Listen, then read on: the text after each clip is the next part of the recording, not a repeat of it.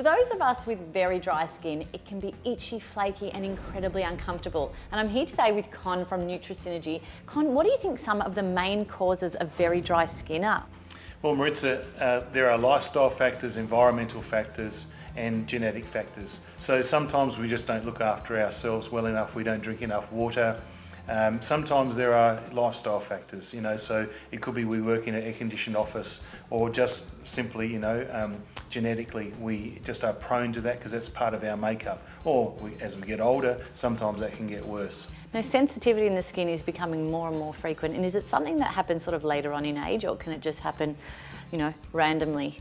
It can. I mean, my wife was a dry skin sufferer, and just simply shampoo runoff. She'd rinse with the shampoo running down her back. The skin was red, irritated, and very, very itchy. And it's a discomfort that can be avoided if the skin is in good condition. So that was the trigger for her. It was just literally the shampoo running down her back. That was enough to just trigger all of these sensitive reactions. How would she treat something like that? Well, the thing to do is to avoid soaps and detergents on the skin, because the skin's protective barrier shields the skin from irritation, and that can be from simply water, soaps, detergents, or other things that we put on the skin. So restoring the protective barrier of the skin is so crucial in making sure our skin is able to resist the sensitivity that's caused or irritation caused by some of those things. The key thing though is the oil on the outside of the surface maintains that water moisture content. If you have dry skin, yes, it'll absorb water, but that will also evaporate quickly and you're back to dry skin.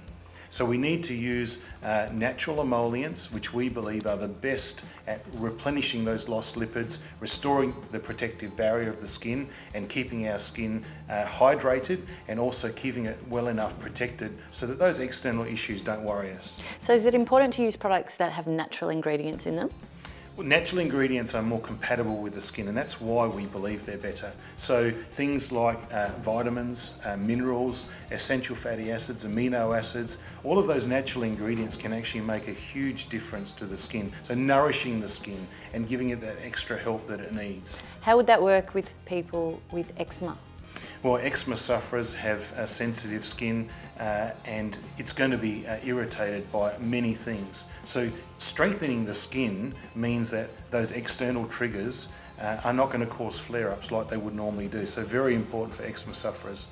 The other thing I suppose we could say in this discussion is most of the moisturisers are petrochemical based, and petrochemicals, whilst they are good at providing a film on the outside of the skin, I mean, that's easily lost as well. You just need to wash once and you've lost it. Or it can be absorbed into material on the skin. All right. But natural emollients actually enter into the skin and do what the skin needs done, and that's to replace that protective barrier function. So we need these products to go deeper into the skin as much as possible so they can last longer and keep us hydrated. Correct. I really love the NS Extra Dry Skin Moisturiser for my legs, because my legs tend to get a bit drier than the rest of my body, and I can use that in the mornings. I find that I don't actually need to moisturise at night because it really is long lasting.